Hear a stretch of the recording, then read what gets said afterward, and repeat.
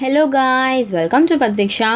So economics la pathina consumption analysis chapter la so we have seen last videos la number law of equimarginal utility pathirno. I hope you all understood the topic. So next topic pathina consumer surplus. So in case in the video neenga first time paakringena please do subscribe ena nariya perukku Padviksha blog theriyama irukku. So subscribe panikonga and share with your friends because na vandu 11th standard oda accountancy, commerce, economics and 11th standard state board accountancy, commerce, economics and computer science and english idoda book back answers and chapter explanations videos போட்டுட்ருக்கேன். And commerce ஓட chapter explanations, accountancy ஓட chapter எக்ஸ்ப்ளனேஷன்ஸ்லாம் எங்கே போட்டிருக்கேன்னு உங்களுக்கு தெரியல, நிறைய videos இருக்குது அப்படின்னா நீங்கள் வந்து கீழே டிஸ்கிரிப்ஷன் பாக்ஸில் நான் லிங்க்ஸ் கொடுத்துருப்பேன். Different types of links with headings கொடுத்துருப்பேன். ஸோ அந்த ஹெட்டிங்ஸில் ப்ளேலிஸ்ட்டில் கிளிக் பண்ணி ப்ளே ஆல் கொடுத்திங்கன்னா you can view through that. So yes, consumer surplus தான் பார்க்க போகிறோம். ஸோ இந்த கன்சியூமர் சர்ப்ளஸ்க்கு போகிறதுக்கு முன்னாடி ஒரு சின்ன ரியல் டைம் எக்ஸாம்பிள் ஒன்று கொடுத்துட்டு நான் அந்த எக்ஸ்ப்ளனேஷன்ஸ்க்கு போகிறேன். ஸோ இப்போ இந்த எக்ஸாம்பிள் பார்க்கலாம். இப்போ நம்ம வந்து ஷாப்புக்கு போகிறோம். இப்போது நான் வந்து I wish to spend. So நான் ஷாப்புக்கு போகும்போது நான் எவ்வளோ ஸ்பெண்ட் பண்ண நினைக்கிறேன் அப்படின்னா, இப்போது வந்து நான் வந்து ஒரு ட்ரெஸ் டாப் வாங்க போகிறேன்னா அந்த டாப் வாங்க போகும்போது நான் வந்து 500 rupees ஸ்பெண்ட் பண்ணணும்னு விருப்பப்படுறேன். ஸோ என்னோட பட்ஜெட் பார்த்திங்கன்னா 500 rupees தான் ஸ்பெண்ட் பண்ண விருப்பப்படுறேன். ஆனால் அங்கே போயிட்டு பார்த்தா ஒரு டாப்புக்கு ஃபார் ஒன் ட்ரெஸ்க்கு நான் அந்த கடையில் போய் டாப் வாங்கும்போது அந்த 500 rupees டாப் வந்து எனக்கு ஒன் டாப் 500 rupees பே பண்ண தேவையில்லை, ஜஸ்ட் 420 பே பண்ணால் போதும் அப்படின்னு சொல்கிறாங்க. ஸோ நான் என்ன நினச்சிருக்கேன்னா 500 rupees ஸ்பெண்ட் பண்ண விருப்பப்பட்டிருக்கேன். ஆனால் எனக்கு 500 rupees ஸ்பெண்ட் பண்ணுற இடத்துல அந்த நான் என்ன வாங்கணும்னு நினச்ச அந்த ஒரு ப்ராடக்ட் கமோடிட்டி வந்து எனக்கு 420K கிடச்சிடுது.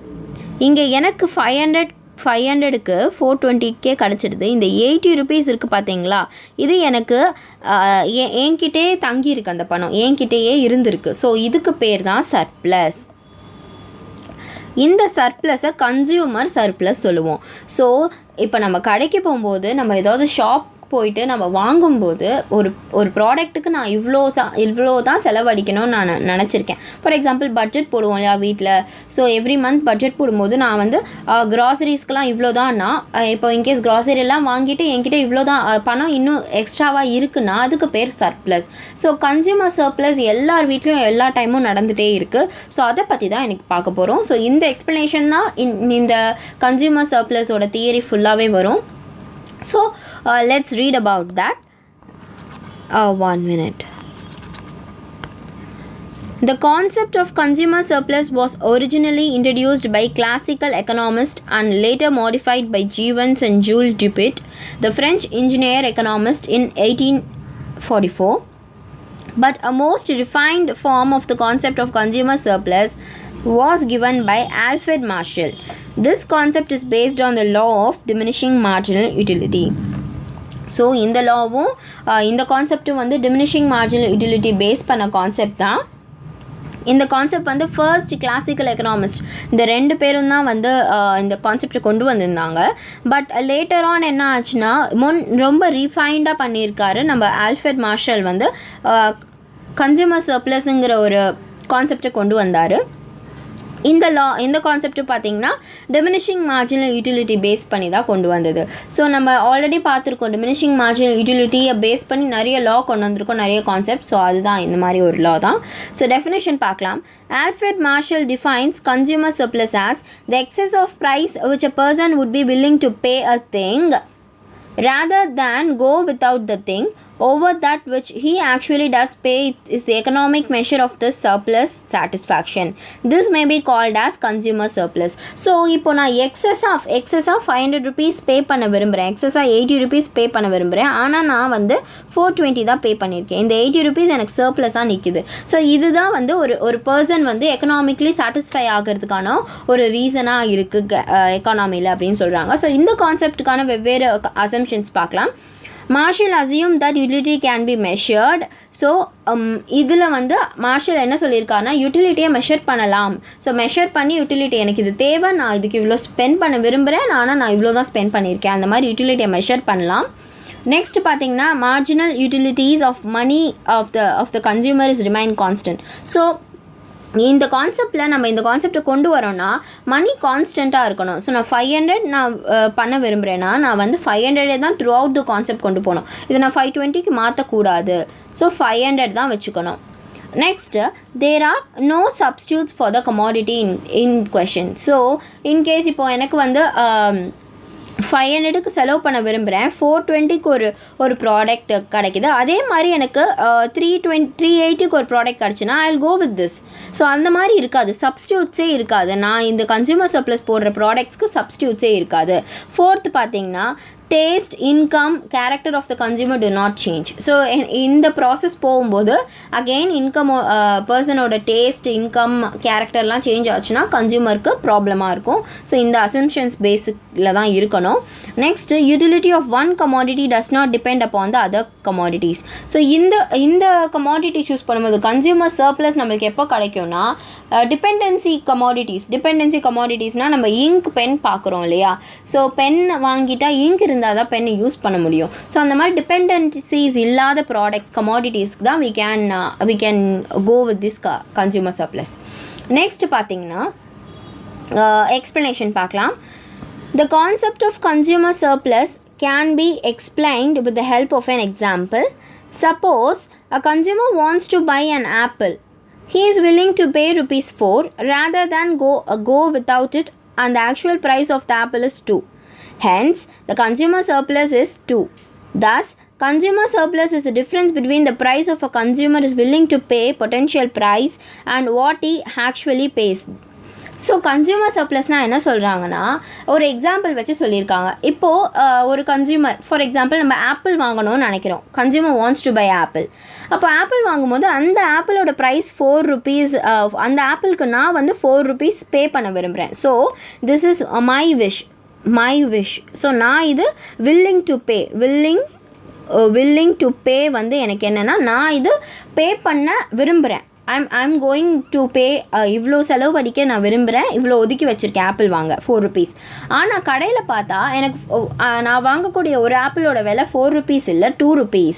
ஸோ நான் ₹4 செலவழிக்க விரும்பியிருக்கேன், ஆனால் ₹2 தான் ஒரிஜினல் ப்ரைஸ் கடையில். ஸோ ஷாப்பில் ₹2 தான் இருக்குது. அப்போது எனக்கு மீதி ₹2 என்கிட்டே இருந்துரும் இல்லையா, அந்த ப்ரைஸ் தான் கன்சியூமர் சர்ப்ளஸ். அப்போது கன்சியூமர் சர்ப்ளஸ்னால் என்னென்னா இந்த ரெண்டு தானே டிஃப்ரென்ஸ். என்ன டிஃப்ரென்ஸ்னால் consumer is willing to pay. So நான் ₹4 willing to pay மைனஸ் அந்த ₹4 willing to payவை பொட்டென்ஷியல் ப்ரைஸ்ன்னு சொல்லுவோம். பொட்டென்ஷியல் ப்ரைஸ்னால் என்னென்னா நான் இவ்வளோ பொட்டென்ஷியல், எனக்கு இவ்வளோ பவர் இருக்குது, நான் இவ்வளோ கெப்பாசிட்டி, ₹4 பே பண்ண கெப்பாசிட்டி பர்சன் அப்படின்னு சொல்கிற மாதிரி. And what he actually pays, நான் இவ்வளோ பே பண்ண நினச்சேன், ஆனால் நான் வந்து பே பண்ணது வெறும் ₹2 தான். ஸோ அப்போ அதோட மைனஸ் தான் நம்மளுக்கு கன்சியூமர் சர்ப்ளஸ் கிடைக்கும். இங்கே we have formula. So consumer surplus is equal to what a person is willing to pay minus what he pays. So what a person is willing to pay is 4 minus 2 is equal to ₹2. And or இது எப்படி சொல்லலாம்னா potential price. So potential ப்ரைஸ்னால் நான் எவ்வளோ பே பண்ண ரெடியாக இருந்தேன். So நான் பே பண்ண ரெடியாக இருந்தது ₹4. நான் எவ்வளோ பே பண்ணேன், ஆக்சுவல் ப்ரைஸாக எவ்வளோ பே பண்ணேன் ₹2. அப்போது மீதி நம்மளுக்கு ₹2 தான் இருக்குது. ஸோ மேத்தமேட்டிக்கலி இதை போடுறாங்க. Consumer surplus is equal to TU total utility minus price into quantity. Total utility minus price into quantity.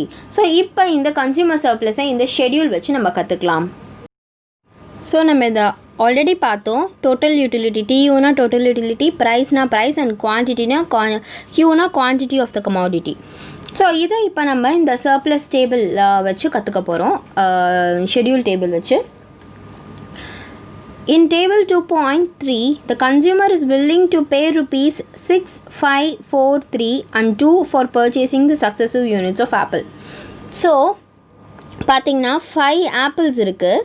So 5 ஆப்பிள்ஸில் எவ்வளோ they are willing to pay அப்படின்னு பார்த்தீங்கன்னா 1 ஆப்பிளுக்கு they are willing to pay ₹6. So 6லேருந்து they are willing to pay their utility. இது rupees இல்லை, their யூட்டிலிட்டின்னு கூட சொல்லலாம். they are willing to pay ₹6 and 2 யூனிட்ஸ்க்கு ₹5, 3 யூனிட்ஸ்க்கு ₹4, and 4 unitsக்கு 3 rupees and 5 unitsக்கு 2 rupees மொத்தமாக 20 rupees. But actual price of each apple பார்த்தீங்கன்னா 2 தான். So 2 rupees தான் ஆக்சுவல் ப்ரைஸ். இப்போது கன்சியூமர் சர்ப்ளஸ் எப்படின்னு பார்த்தீங்கன்னா ஒரு கமாடிட்டி ஆஃப் ஆப்பிளுக்கு 6 rupees பே பண்ண விரும்புகிறாங்க. ஆனால் 2 rupees தான் அவங்க வந்து 2 rupees தான் ப்ரைஸ் பே பண்ணியிருப்பாங்க. So willing to pay and the actual price. So willing to pay minus actual price பார்த்தீங்கன்னா 4 3 2 1 it goes decreasing. ஸோ இதுக்கு பேர் தான் diminishing marginal utility. ஸோ அதோட லாவோட கான்செப்ட் தான் இதில் வந்திருக்கு. அதனால தான் diminishing marginal utility சொல்லியிருந்தாங்க. So hence he is willing to pay potential price of total rupees 20 for apples, but he actually pays 10 for getting 5 apples. So 5 apples, so நான் 5 apples வாங்கணும் அப்படின்னா 5 apples வாங்கிறதுக்கு நான் வந்து 20 rupees பே பண்ண விரும்புகிறேன். அப்போது 5 appleஸ்க்கு நான் 20 rupees பே பண்ண விரும்புகிறேன். ஆனால் நான் வந்து பே பண்ணது ஆக்சுவலாக பார்த்திங்கன்னா 10. அப்போது எனக்கு 10 rupees கன்சியூமர் சர்ப்ளஸ். ஸோ இப்போ புரிஞ்சிருக்கும்னு நினைக்கிறேன் எல்லாருக்கும். Consumer surplus is equal to total utility, that is actual price into units of commodities. So நம்ம அதை பார்த்துருந்தோம். ஸோ total utility பார்த்தீங்கன்னா 20 நான் பே பண்ண விரும்பினது. ஆனால் நான் வந்து எவ்வளோ வந்து இது பண்ணியிருந்தேன் ப்ரைஸ் ஆக்சுவலி எவ்வளோனா 2 rupees இன்ட்டு கமாடிட்டிஸ் எவ்வளோனா 5. So 20 minus 10. So 2 5s are 10 is equal to 10. So this is how the formula goes with. The concept of consumer surplus also can be explained with the help of a diagram. So இந்த diagram வச்சு கூட நம்ம கற்றுக்கலாம். In the diagram 2.3, x-axis shows the amount demanded and y-axis represents the price. So இங்கே x-axis பார்த்தீங்கன்னா quantity demanded, எவ்வளோ quantity and the price. y-axis பார்த்தீங்கன்னா price of the quantity. DD1 shows the utility which the consumer derives from the purchase of its different amounts of commodity. When price is OP, so when price is OP, so price வந்து 0Pல இருக்கும்போது the amount demanded is OQ. so price வந்து இவ்வளோ இருக்கும்போது quantity demanded ஜாஸ்தியாக இருக்கும். so again என்ன சொல்லியிருக்காங்கன்னா hence the actual price is OPCQ. So actual price எவ்வளோ பே பண்ணியிருக்கோன்னா இதுதான் பே பண்ணியிருக்கோம். So OP into OQ, OP into OQ. So I hope you all get it. I will explain again. So கிராஃபில் Y axis வந்து price of the commodity and price of the commodity na let us take the 2 rupees. So மொத்தமாக 10 rupees. And பார்த்தீங்கன்னா இங்கே கமாடிட்டியோட quantity demanded பார்த்தீங்கன்னா 5. So இங்கே வந்து each கமாடிட்டிக்கு நான் 2 rupees பே பண்ணுறேன். அப்போ மொத்தமாக நான் பே பண்ணது இந்த 10, இந்த பாக்ஸில் வந்து இந்த 10 தான். OPCQ மொத்தமாக பே பண்ணது 10. அப்போது கன்சியூமர் சர்ப்ளஸ் எனக்கு எக்ஸ்ட்ராவாக 10 கிடைக்கிது. ஸோ இந்த எக்ஸ்ட்ரா இடம் இருக்குது பார்த்தீங்களா, நான் 10 பே பண்ணிட்டேன், பட் எக்ஸ்ட்ராவாக என்கிட்ட 10 இருக்குது. ஸோ இந்த எக்ஸ்ட்ரா 10 தான் நம்ம கன்சியூமர் சர்ப்ளஸ் சொல்கிறோம். So I hope you got it about this diagram. So consumer surplus is equal to 20 minus 10 is equal to 10. So shaded area தான் கன்சியூமர் சர்ப்ளஸ் அப்படின்னு சொல்கிறாங்க. ஸோ இந்த ஏரியா தான் ஆக்சுவல் ப்ரைஸ் ஏரியா, இந்த area consumer surplus area. So இதுக்கான criticism பார்க்கலாம். Of course நம்ம already பார்த்துருக்கோம், utility cannot be measured. It is சப்ஜெக்டிவ்னா இது என்ன பேஸ் பண்ணி மட்டும் இல்லை. இப்போது வந்து நான் வந்து 500 rupees பே பண்ண விரும்பியிருக்கலாம் அந்த டாப்க்கு, ஒன்னொருத்தவங்க 600 rupees, ஒன்னொருத்தவங்க 2000. So it goes on changing, it changes, it is not fixed. So அதனால் சேஞ்ச் ஆகிட்டே இருக்கும். இப்போ எனக்கு ஒரு டேஸ்ட் இருக்கும், இன்னொருத்தவங்களுக்கு ஒரு டேஸ்ட் இருக்கும், வில்லிங்னஸ் இருக்கும். ஸோ மாறிட்டே இருக்கிறதுனால அது it cannot be measured. So marginal utility of மணியும் does not remain constant. So என்கிட்ட இப்போ இருக்கலாம் பணம், நாளைக்கு போயிடலாம். ஸோ நான் வில்லிங் டு பேல எனக்கு 500 rupees இருக்கும்போது நாளைக்கு நான் அதில் 200 rupees செலவழிச்சிட்ருக்கலாம். ஸோ கான்ஸ்டண்ட்டாக என்கிட்ட அந்த மணி இருக்காது. Potential price is internal, it might be known to consumer himself. So potential price வந்து எல்லாருக்கும் we cannot go and search and tell. இந்த பர்சனுக்கு கண்டிப்பாக 500 he can pay, இந்த person he is willing to pay 200 அப்படின்னு நம்மளால் we can't we can't find it. So இது அவங்களோட பர்சனல் இன்டர்னல் திங். ஸோ கிரிட்டிசிசம்னா இதுதான். I hope you all understood this topic. And பார்த்தீங்கன்னா நெக்ஸ்ட் டாபிக் ரொம்ப ரொம்ப ரொம்ப important, law of demand topic. So கண்டிப்பாக நான் போஸ்ட் பண்ணேன் லா ஆஃப் டிமாண்டோட explanations, and we have lot of things to see in law of demand function, law of the demand schedule எல்லாமே பார்க்கலாம். அண்ட் கன்சியூமர் சர்ப்ளஸ் எல்லாருக்கும் புரிஞ்சிருக்கும்னு நினைக்கிறேன். And மற்ற சாப்டர்ஸ், ஸோ முன்னாடி நடத்தின வீடியோஸ்லாம் எனக்கு எப்படி பார்க்கணும்னு தெரிலனா, so don't worry, I have given in the description பாக்ஸில் பிளேலிஸ்ட் லிங்க் கொடுத்துருக்கேன். And book back answers, so இந்த லெசனோட புக் பேக் ஆன்சர்ஸும் போஸ்ட் பண்ணியிருக்கேன். கன்சம்ஷன் அனாலிசிஸோட ஃபுல் லெசனோட புக் பேக் ஆன்சர்ஸும் நான் ஆல்ரெடி வெப்சைட்டில் போஸ்ட் பண்ணியாச்சு. ஸோ அதையும் நான் டிஸ்கிரிப்ஷன் பாக்ஸில் கொடுத்துருக்கேன். So please do find it. And again சொல்கிறேன், இந்த வீடியோ புதுசாக பார்க்குறவங்க ப்ளீஸ் டூ சப்ஸ்கிரைப். ஏன்னா எக்கனாமிக்ஸ் வீடியோஸ் எல்லாம் நான் நிறைய போட்டுட்ருப்பேன். So please do refer to that. And next வீடியோஸில் பார்த்தீங்கன்னா இந்த லா ஆஃப் டிமாண்ட்லாம் போஸ்ட் பண்ணுறேன். Until then, bye.